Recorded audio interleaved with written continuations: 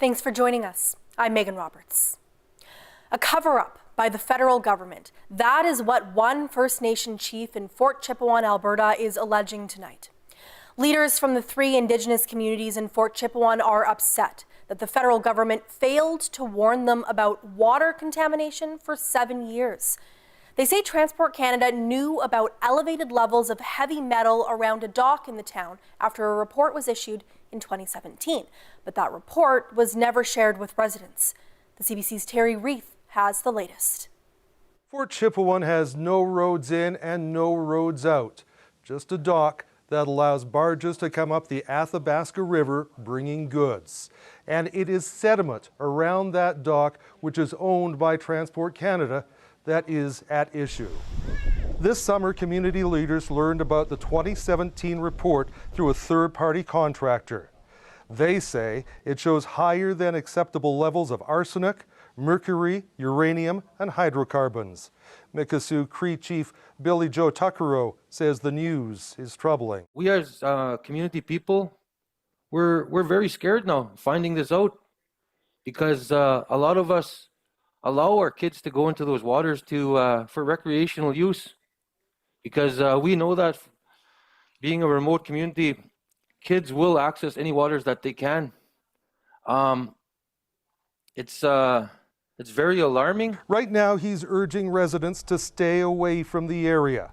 And the community is offering free medical screenings along with mental health and spiritual support for residents. In a statement, Transport Canada acknowledged the report, and while it does point to elevated levels of toxins in the sediment, they say it does not pose a risk to human health. Federal Environment Minister Stephen Guilbeault says the government is taking action on environmental issues in the community. We have started talking to concerned federal departments to see what action could be taken to remediate the situation there. Namely Transport Canada and perhaps another federal department, which I can't remember right now, but DFO, yes. Thank you.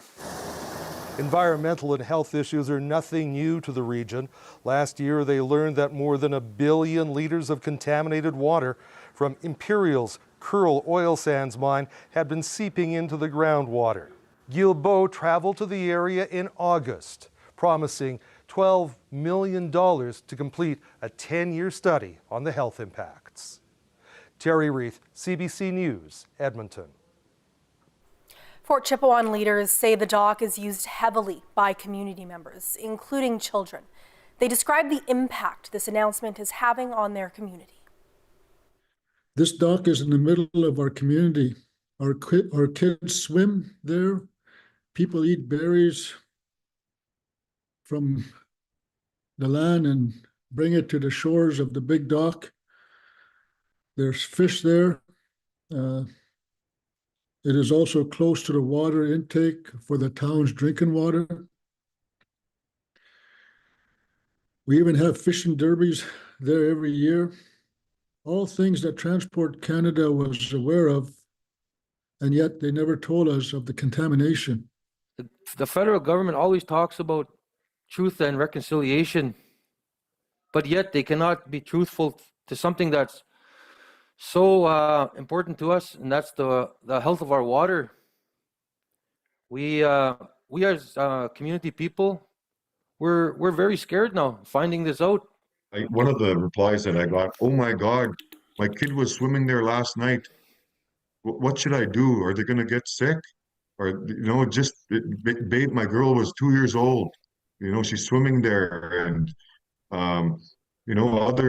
other adults were swimming there.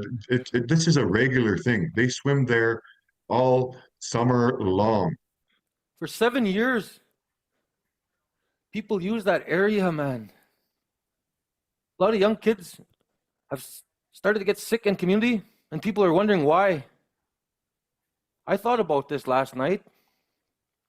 I thought about my children. And I just took them in there a couple of years ago. So with that, Transport Canada, federal government, this is your warning that if you do not come to us, we'll take it to you.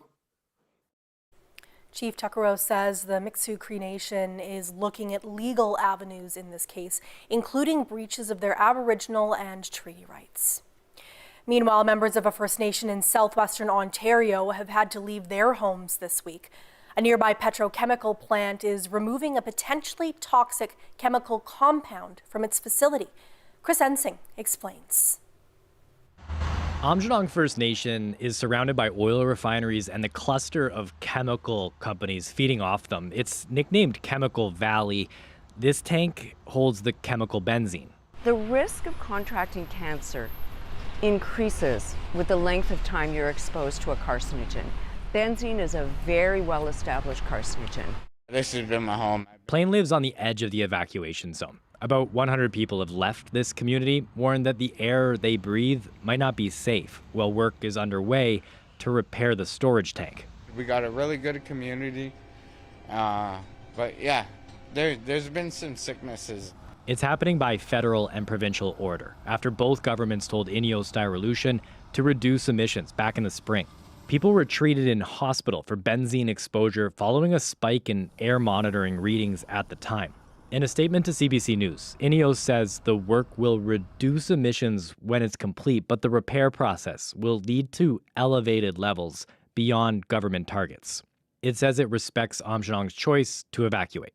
We do have a lot of members in our community, a lot of young people that do have breathing difficulties, specifically asthma. Aamjiwnaang's chief says this is about more than one company's actions. I was really thinking about how far we've come with Orange Shirt Day and the truth coming out and the treatment of our children, but here we are facing this right now. So I think it's just, it's an ongoing, it's a intergenerational thing. We will continue to work with them hand in hand to monitor the situation and to intervene, again, if need be, regarding this company or other companies. The Government of Canada is updating the Environmental Protection Act, but Plain wonders if this type of attention is too late for his community. I'm worried for my grandchildren. Chris Ensing, CBC News, Aamjiwnaang First Nation. Half of the community of Baker Lake, Nunavut is currently without power. It comes as a result of strong winds from a storm in the community yesterday. The power outage began yesterday. A Kudlik Energy Corporation repair crew from Iqaluit and Rankin Inlet is assessing the damage. They say, though, it's unclear when repair work can begin. They have to assess the conditions, so the winds are a factor when you're talking about power poles and power lines. So they're assessing the conditions, they're assessing the damage, and then we'll get an update on how long they figure it will take to restore the power. The exact number of power lines affected is unknown. The Kudlik Energy Corporation says it's too early to say when power could return. Staying in Nunavut, Environment Canada says Arviat has record rainfall this year. Its last record was set in 1991. That record-breaking rain was clear earlier this week when the community started flooding. Locals say the lakes between the community hall and the bridges were overflowing. Environment Canada says it's an unusual occurrence for the community. I never saw another September that came even close. I mean, the previous wettest was maybe back in 1991, and there was 102 millimeters of rain at Rankin compared to 154. But we also saw it in Baker Lake, twice the amount of rain that fell. At Arviat, 0.3 times the amount of rain. So really across the district, it was just rain, and more rain. Now, rain is not currently in the forecast. The community is set to see some snow starting this week. Arviat, though, wasn't the only northern community to see flooding recently. This past weekend, Tuktoyaktuk NWT saw storm surges and flooding. It was caused by relatively mild winds of 50 to 70 kilometers per hour, which Mayor Erwin Elias says is unprecedented. He says typically they see those kinds of events when winds hit 100 kilometers per hour. The flooding damaged shoreline structures like smokehouses and fishing camps. Environment and Climate Change Canada says these events are becoming more frequent, and Tuktoyaktuk is a prime example of the effects of global sea level rise. Tuktoyaktuk is particularly at risk for these types of things. So, this particular water level of about 2 meters, it is similar to what we saw in a storm surge event last October. These levels are the highest, though, that we've seen in the past 10 years or so. So certainly, seeing these values twice in as many years is concerning. The frequency of these events is increasing, and sort of as I mentioned, these events unfortunately are only likely to increase, both with global sea level rise and the increased intensity of extreme weather associated with climate change. So. Tuktoyaktuk has been battling severe coastal erosion. It's losing about 1 meter of land each year due to rising sea levels and thawing permafrost. The community secured federal funding for shoreline protection to slow ongoing erosion. The mayor hopes that will be complete by May of 2025. The gold market has been hitting record high prices lately. One mining company in Yellowknife says finding investors is still extremely difficult, but it's optimistic about its timeline. Gold Terra is in town this week to speak about its mining progress with community members. The company hopes to find enough gold to justify opening a mine within 5 years. It led a tour of the site on Tuesday before a town hall that evening. What's the most important thing is the trust that people need to build in you because of the environmental, the social impact. What is the mine is going to do to us? Drilling a 3-kilometer deep hole in the former Con mine was one step in the opening plan. Gold Terra has started taking core samples from it and will be testing the area until 2027. Seniors carried out climate actions in dozens of places across Canada yesterday, and Yellowknife was one of them. There was a potluck and climate-themed discussion at the Baker Community Centre, and the CBC's Leanie Lambrink was there. About 50 people attended the potluck. After filling plates with food, attendees got to talking. Each table had a different topic and a different host to guide the discussion. Though the conversations were heavy at times, participants did find reasons for optimism. I think there were some excellent conversations. We had amazing volunteer expertise at the different themed tables, and I actually learned quite a bit. And I felt really hopeful at the end because there was so much good energy and information exchange in the room, and a few ideas of what to do next as a group, and it just had a good feeling to the whole event. The event was one of many climate actions planned across the country. Seniors for Climate, a national organization, coordinated the campaign to mark National Seniors Day. Last year, I became a great aunt, and I think about what kind of world that little person is going to inherit.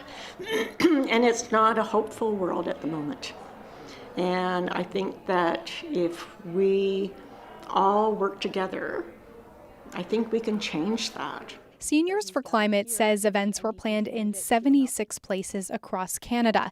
They included letter writing campaigns, expos, and public rallies. Leanie Lambrink, CBC News, Yellowknife. He was completely unaccountable. Prince Andrew never had somebody say the word no. The Queen adored him more than anybody else. This whole story is about the abuse of power. We've got emails, we've got photographs, we've got witnesses. Wow. Ordinary people turn a small investment into big bucks. I'm in it to win it. Do you think Mummy and Daddy are going to double their money? That's what I thought. Why, hello. You want it? I got it. This is so cool. Focus, focus, focus. Here we go.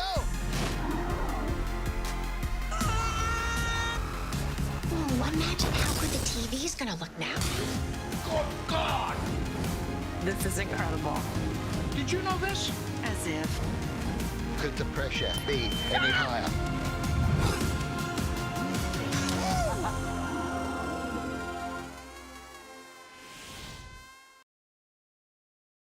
Every week, the issues that matter to Canadians. Cost of living hurts everybody. Connecting politics to people. Win, win, win. We are not going back. Sundays, join me for Rosemary Barton Live.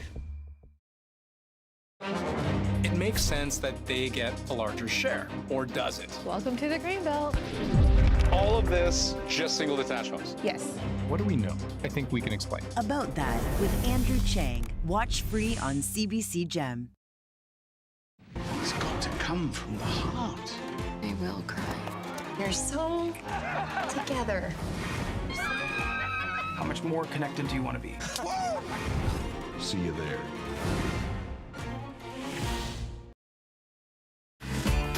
Guess what? Pinch me! Yes!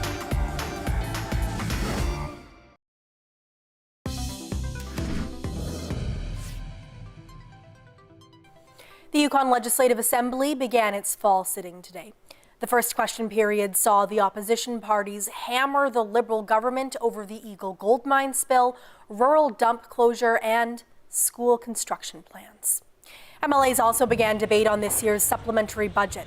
The minority Liberal government relies on the NDP to stay in power. That deal also came under fire from the Yukon Party.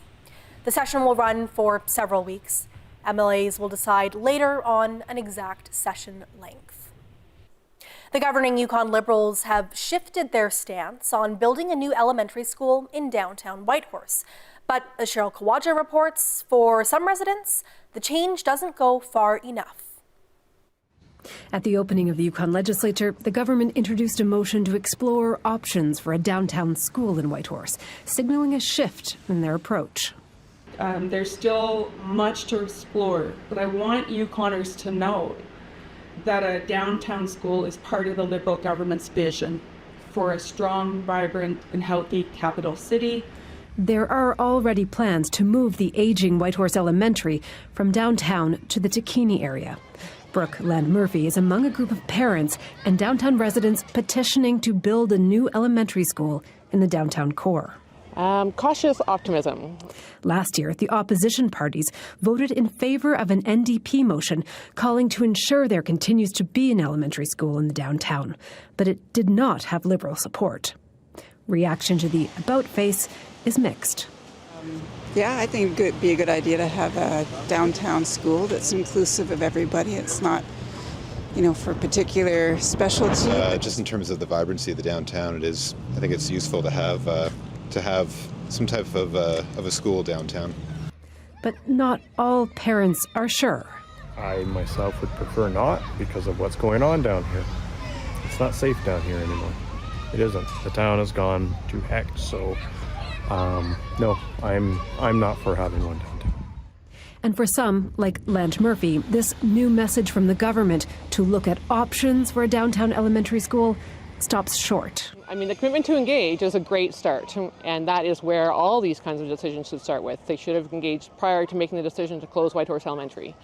So I welcome the opportunity to engage, but they should also, I think, in view of all that has been said to them, all they've already heard through, in the legislature, in city council, through letters written, through meetings with downtown residents, I think they're at a spot now where they can commit to building an elementary school downtown. Meanwhile, Land-Murphy says she looks forward to hearing more specifics from the government. Cheryl Kawaja, CBC News, Whitehorse. Yukon High School students will soon be able to get credit by learning about and participating in First Nations cultural activities. Under a new education policy, Yukon First Nations governments can create courses focused on their culture, language, and traditional knowledge. High school students who take those courses can earn up to 12 elective credits, or the equivalent of 3 full courses. I mean, it's really up to First Nations to determine, what their courses will be. But the one that I'm most familiar with right now is around genealogy and connecting identity to the youth of the First Nation. So that's exciting, and of course elders are going to teach about that. McLean says a number of First Nations are nearly ready to debut their courses. She says while the courses are primarily geared towards First Nation students, they will be open to all. We're just over 2 weeks away from the municipal election in Whitehorse, and one outcome has already been determined. The city will have a new mayor. That's because incumbent Laura Cabot is not seeking re-election. Cabot has served as Whitehorse mayor for the past 3 years, as well as a city councillor for another 3 years. Cabot spoke today with the CBC's Russ Knutson about her time as mayor. We were dealt with a few emergencies in the last 3 years, and I would say I feel that with my leadership that I provided a pretty steady helm there, where we were giving information, communicating with the public, and dealing with these emergencies. Not just on a safety sort of level to ensure that people were safe, but fiscally responsible, and also always looking for a long-term solution. I'm talking about Robert Service Way, the fire that was out in the Ibex area, the loss of power that impacted a lot of residents in Whistlebend in December a couple of years ago, telecommunications outages. So those are things that you don't, when you set off to run for mayor, they're not really on your list of things that you know that you're going to have to tackle. But I think those are some things that the city council, not just me, council and administration, were able to overcome. New council coming in, what are they walking into in terms of the big challenges facing the city in the next 4 years? First off, I think it's there's a reality check, is that the big checks that money checks that we used to get from the federal government, territorial government, those pots are not there anymore. There's a recent announcement that the Canada Community Building Fund, formerly gas tax money, will still be there, but that's only about $10 million a year. And heck, I mean, it costs us $10 million to just replace the Takini trunk line, the sewage line there. So there is less money to go around. And I think the next council needs to be very realistic, prioritize the services that we are mandated to do, and do those well, because we have a good reputation for doing that. Snow clearing, if we get another snowmageddon that we had in the two previous years, we're going to be in trouble if we don't have the money to deal with that. We have aging infrastructure, as does every other municipality. We have a $60 million price tag on a new water treatment facility. We still need to come up with $60 million to do the work on Robert Service Way. And we have, old pipe and water, sewer in the ground. Plus, we have a growing population. We need more new roads. We need more active transportation infrastructure. Those things cost money. So that's the reality check. That was Whitehorse Mayor Laura Cabot. She is not seeking re-election in this month's municipal election. France and South Korea may seem far away from Nunavut, but there's one thing that brings them closer together: Inuit art. Right now, there are 2 international exhibitions showing the best of Nunavut's artists. They're in partnership with Kingite's West Baffin Cooperative. Samuel Watt has the story. With each stroke on the canvas, Shuvanai Ashuna shares a slice of life in Kingite. These previously unseen works of hers explores the problem of drinking. My art is about how my world goes around, about where they come about. No stranger to international acclaim, her work has been displayed around the world, but a feature at the Canadian Cultural Centre in Paris still sparks a smile. Very exciting that it's not the only area that my drawings go to. There, it's being presented alongside the Inuit art collection of a French-Swiss duo, Claude Bou and Michel Jacou. They've admired Inuit art for years, and while not all Parisians are like that, curator Catherine Bedard says they can still connect with the art through its beauty. They feel connected to it through image, through color, through engraving and line, etc. West Baffin Cooperative is also in Gwangju, South Korea for its 65th anniversary, with an exhibition all about home. Among the artists there is dancer Sei Wong-ju. Despite being thousands of kilometers away from home in Korea, he managed to find that comfort in Iqaluit, where he filmed this video with local jewelry artist Matthew Newhingak. Was so warm, and the grass, the ground, the land, just like calling me to step in on. a call bringing cultures together, even if they may seem worlds apart. Samuel Watt, CBC News, Iqaluit. Looks just incredible. Tomorrow, CBC will take a look at different markets around the world for Inuit art. Now, let's take a look at the weather.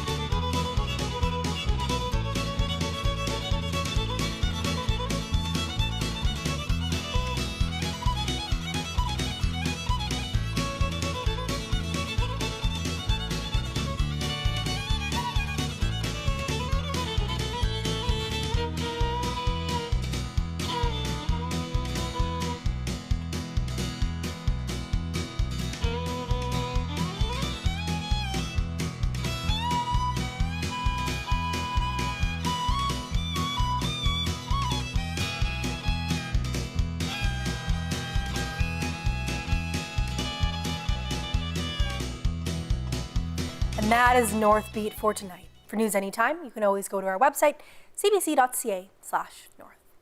Thank you for watching. We leave you with drone footage of Tar Inlet near Iqaluit. I'm Megan Roberts. Have a good night.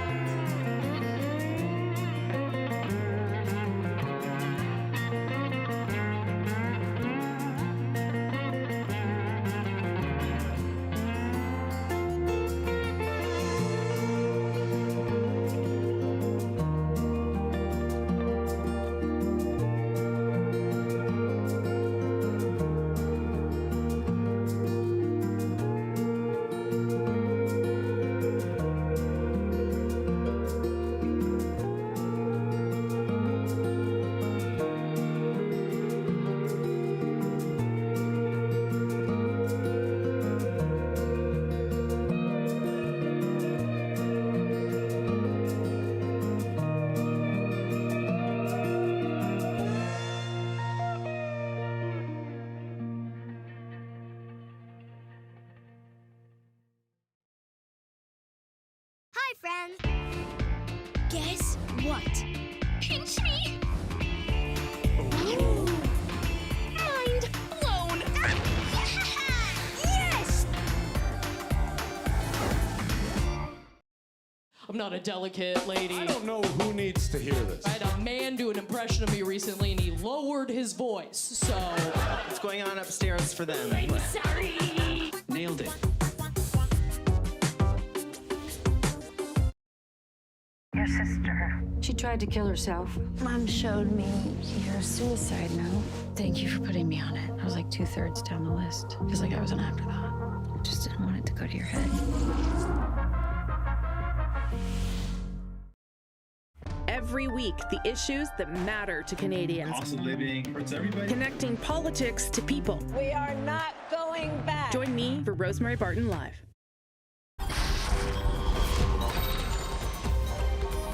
We're we're all about explaining and expanding.